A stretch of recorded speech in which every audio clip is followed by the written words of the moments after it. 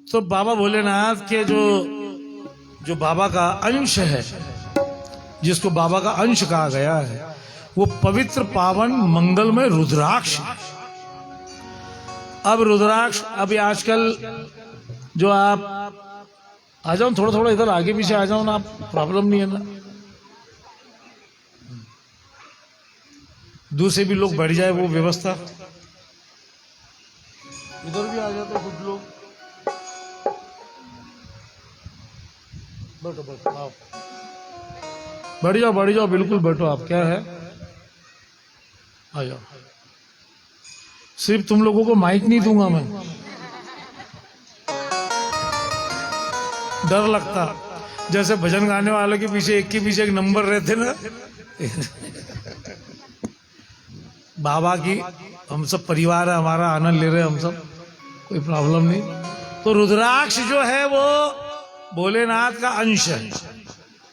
रुद्राक्ष की बड़ी महिमा है। 14 मुखी रुद्राक्ष तक की जो महिमा है वो हम कथा के हमारे पास 4-5 दिन हम जरूर सुनेंगे। आज हम सती प्रसंग सुनेंगे, लेकिन रुद्राक्ष के बारे में मैं आपको बता दूं कि रुद्राक्ष आज से नहीं,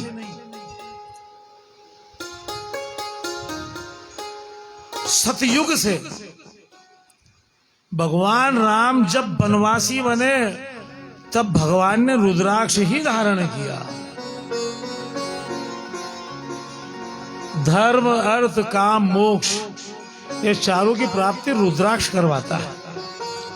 और वो सिर्फ पहन लेने से कुछ नहीं होता कि शिव महापुराण ने महाराज जी ने बोल दिए तो नहीं, उसको नित्य उसका गुणगान होना बहुत जरूरी है। उठ के बढ़िया ये बात, उसका नित्य गुणगान होना जरूरी है, जाप होना जरूरी है।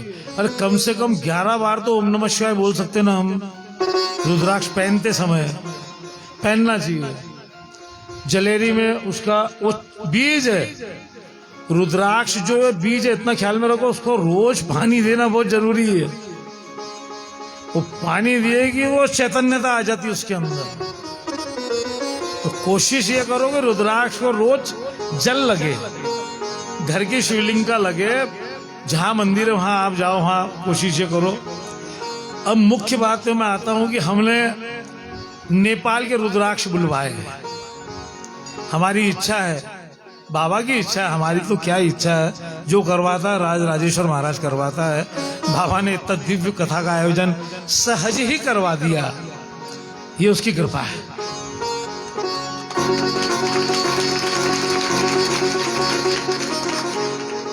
तो आप लोगों को शिव पुराण जो आप प्रेम से सुन रहे हैं, तो आपको भगवान भोलेनाथ की तरफ से रोज तो आप तो प्रसाद तो खा ही रहे जो खाना है आपको, लेकिन एक रुद्राक्ष रूपी प्रसाद भी आपको मिले,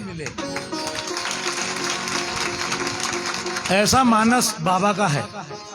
लेकिन वो प्रसाद का अनादर भी ना हो, उसके लिए हम रुद्राक्ष जो है वो निःशुल्क दे रहे हैं आपको। रुद्राक्ष की कोई 1 रुपए की भी उसकी कीमत नहीं है, लेकिन उसकी अवमानना ना हो, उसका पूरा सम्मान रहे, इसके लिए रुद्राक्ष जब अभी बांटे जाएंगे, आज और कल, सोमवार को नहीं बांटेंगे हम, कि सोमवार के दिन जो है ना बहुत ज्यादा भीड़ रहेंगी, तो उस दिन पॉसिबल नहीं है।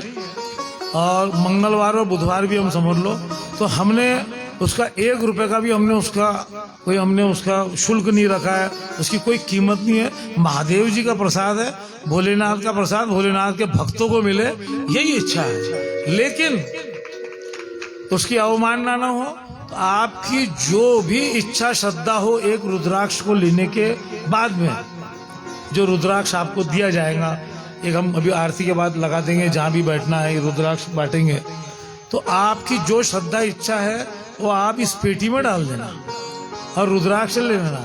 इस पेटी में जो भी भोलेनाथ की दया से जो भी इसमें जमा होगा, उसमें हमारा 1 पैसे का भी अधिकार नहीं है। ये गणेश जी का जो मंदिर बन रहा है, ये पेटी मंदिर संस्थान को दे देंगे, हमारा उसमें कोई लेन देन नहीं है।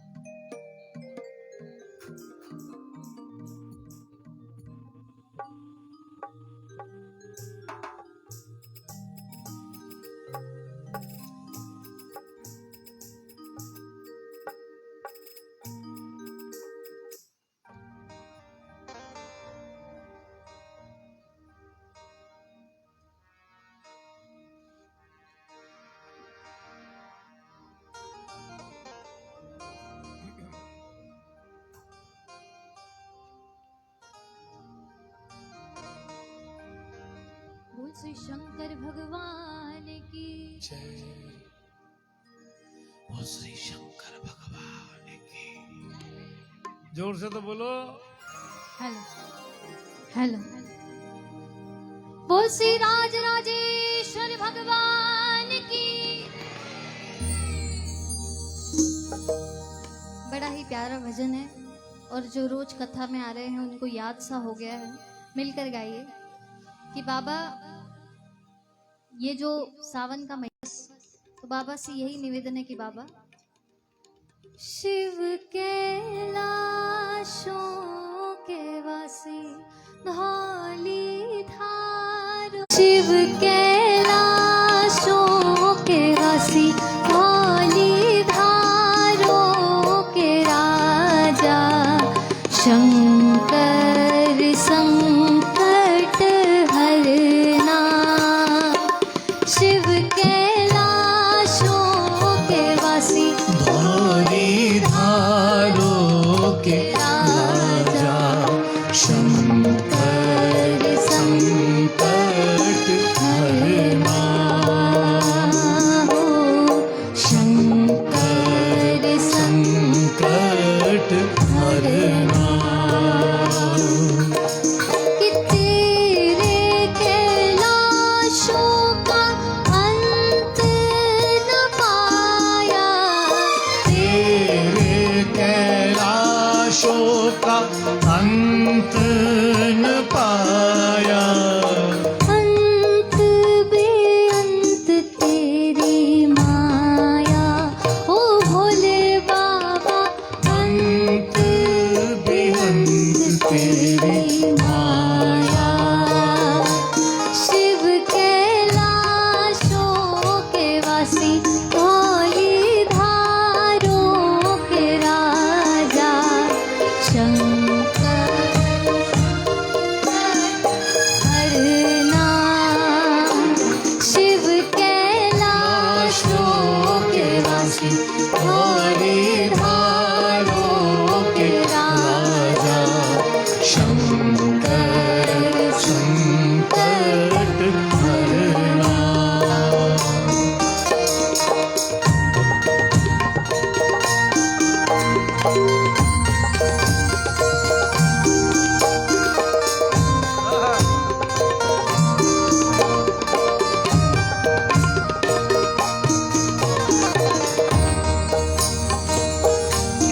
बाबा से भक्त कहता है कि बाबा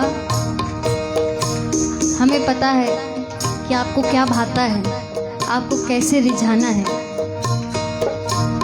कि बेल की पत्तियां भांग धतूरा, बेल की पत्तियां भांग धतूरा। शिव जी के मन को लुभाए। ओ भोले बाबा शिव जी के मन को लुभाए। गाइए। शिव कैलाशों के वासी धौली धारों के राजा शंकर संकट हरना। शिव कैलाशों के वासी धौली धारों के राजा शंकर संकट हरना। मैं ये चाहूंगा कि सिर्फ 2 लाइन वो गले से लगा लूँ ना। भोलेनाथ से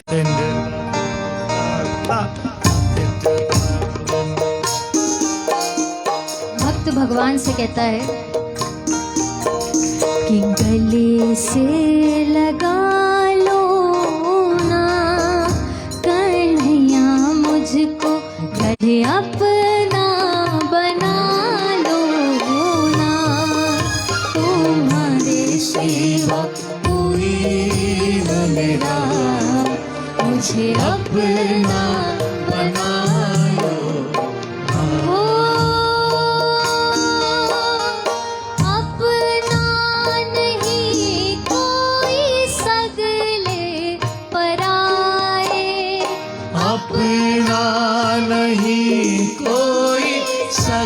ले पराए। जितना गिरूं कि जितना उठूं मुझको उतना गिराए। जितना उठूं मुझको उतना गिराए। कि आकर संभालो ना कन्हैया हमको, आकर संभालो ना। तुम्हारे सिवा कोई न मेरा, मुझे अपना बना लो ना। तुम्हारे सिवा कोई न मेरा, मुझे अपना। आ गया दर पे तेरे, सुनाई हो जाए। जिंदगी से दुखों की विदाई हो जाए। कि एक नजर कृपा की कर दो, मानूंगा एहसान। मैं तेरा मानूंगा एहसान। गिरते बिगड़े हुए का क्या बिगड़ेगा। बिगड़े हुए का क्या बिगड़ेगा। तुम ना सुनोगे तो कौन सुनेगा।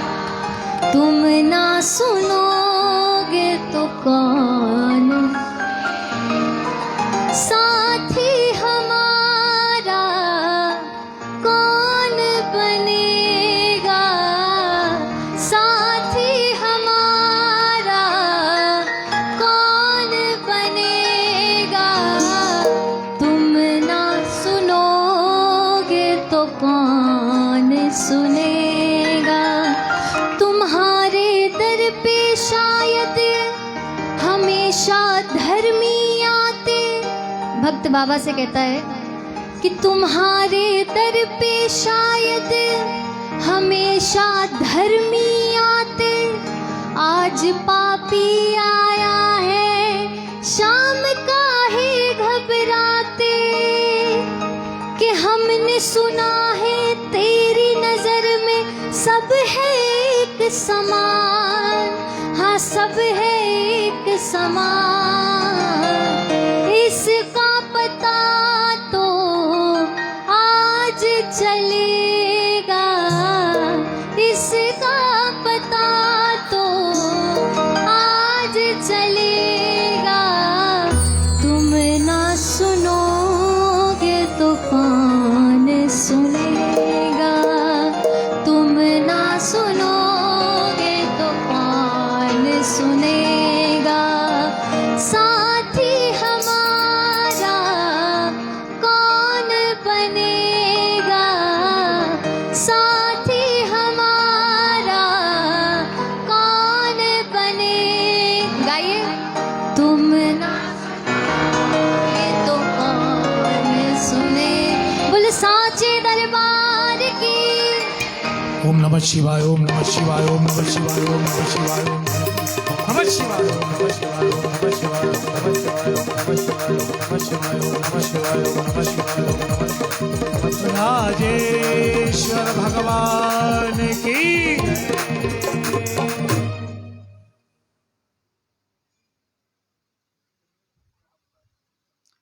जय भोलेनाथ।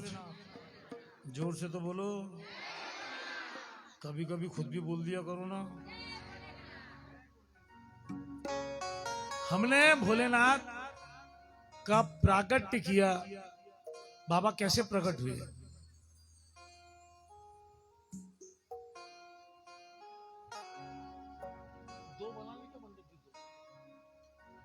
हाँ, तो भोलेनाथ का प्राकट्य किया। बाबा किस तरह प्रकट हुए, बाबा ने क्या निर्देश दिए ब्रह्मा जी को और विष्णु जी को। आगे ब्रह्मा जी को प्राय मन में चिंता रहती थी, और विष्णु जी को भी, कि भोलेनाथ का परिवार बस जाए, बाबा भी गृहस्थी हो जाए, यह मन में चिंता रहती थी। एक योजना बनती थी कि महादेव जी को बोले कौन, बाबा को बोले कौन। तो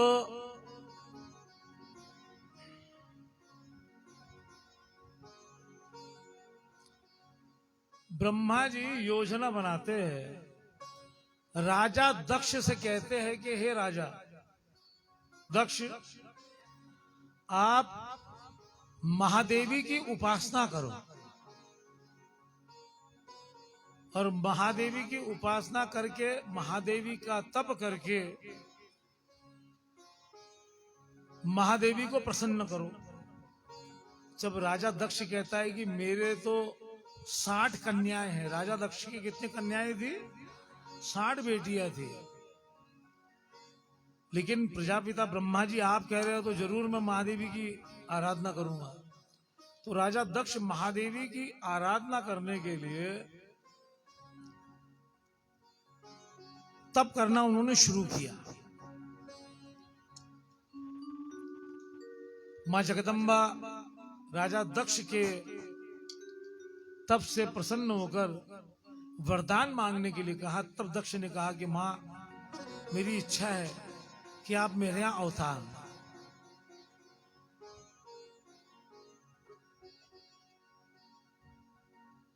महादेवी के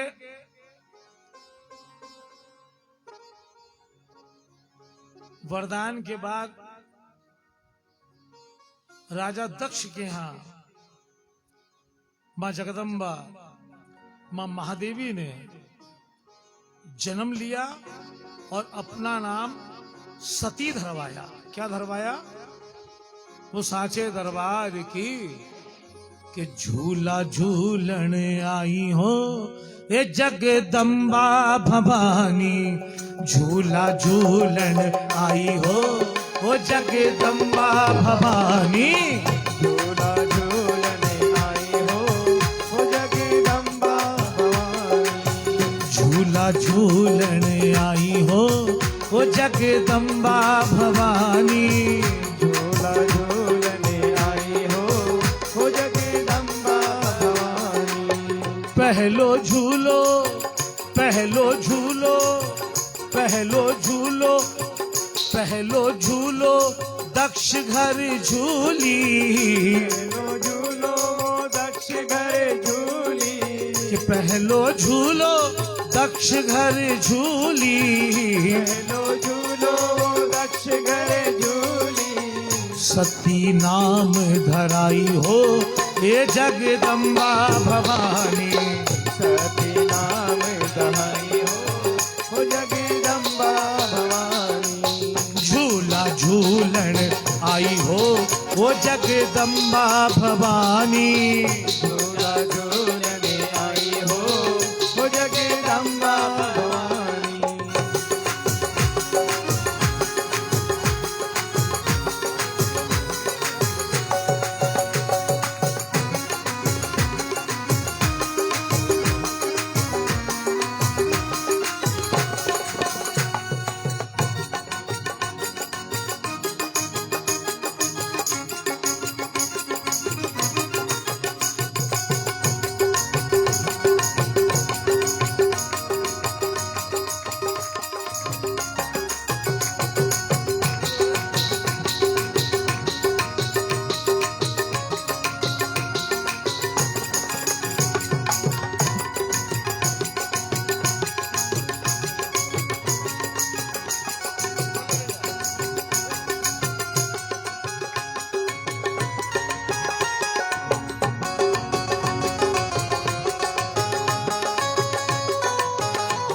आज माँ सती का प्राकट्य हमने 2-3 जगह बोला था कि भाई कोई कन्या 1 साल 2 साल 3 साल की आप जिसकी भी हो लेके आ जाना, लेकिन योग ऐसा कि जगदम्बा यहाँ आई और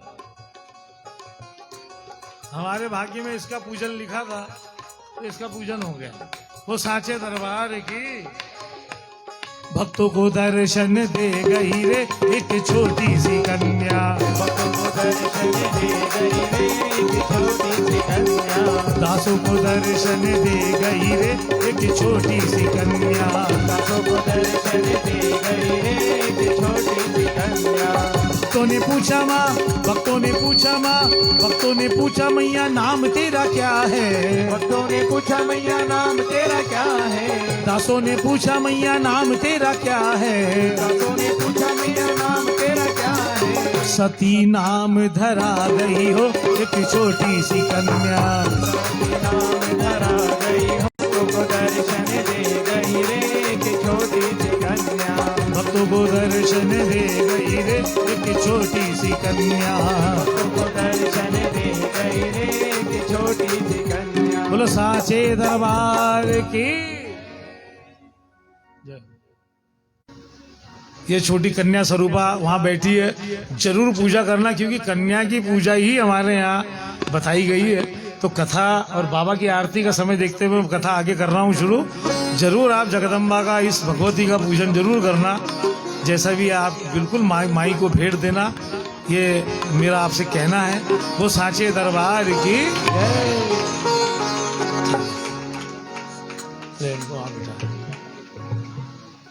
चलो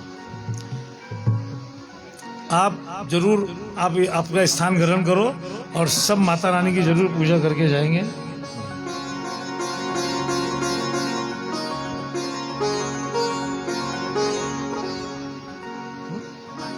हाँ सब लोग बाद में पूजन कर लेना, ये कन्या माता यही है। बस कथा जो है इसलिए हमको अभी बढ़ाना है आगे कि बाबा की मुख्य आरती का समय हो चुका है। बिल्कुल सब माता रानी को जो इच्छा है वो जरूर भेंट वगैरह देना, लेकिन थोड़ा आरती के बाद में माता जी यहीं बैठी है। अब तो बैठ ही गई यहाँ।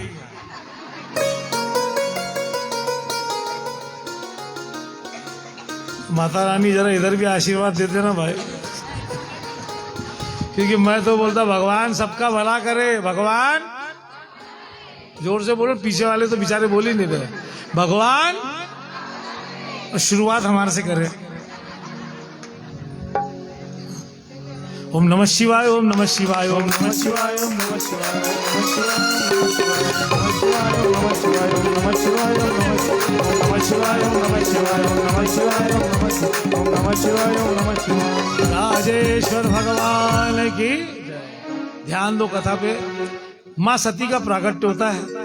राजा दक्ष भगवती की आराधना करता है, माँ भगवती प्राकट्य होती है। सुनो भाई,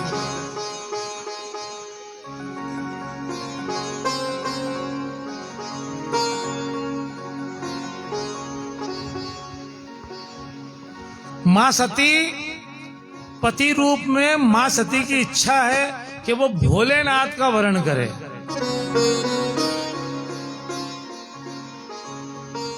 अब भोलेनाथ ऐसे तो मिलने वाले नहीं है। ढूंढते ढूंढते अमरनाथ की गुफा तक पहुंच जाओ तो मन में एक सवाल आता है कि बाबा यही जगह मिली क्या। डॉक्टर साहब जाके आए, मैं भी जाने वाला था, कथाओं के कारण नहीं जा सका। मन में इच्छा हो जाती कि बाबा यही जगह मिली क्या आपको, लेकिन बाबा बैठे भी वहां है जहां सब पहुंच नहीं सकते। क्यों? क्योंकि बाबा का नियम है मौन। शिवालय के अंदर बनती कोशिश जाप करो आप, और अजपा जाप। अजपा जाप एक तो जप करते हैं हम बैठकर, और एक अजपा जाप जो माँ गर्भवती स्त्री जब अपने बच्चे को, गर्भवती स्त्री जब जप करना शुरू करती है जिस भी मंत्र का, बच्चा पैदा होने के बाद भी वो जाप उसका चलता रहता है। अगर वो सिद्ध हो जाए तो उसकी बात ही निराली है, उसको कहते हैं अजपा जाप। तो माँ सती भोलेनाथ का वरण करती है, पति रूप में मान लेती है बाबा को।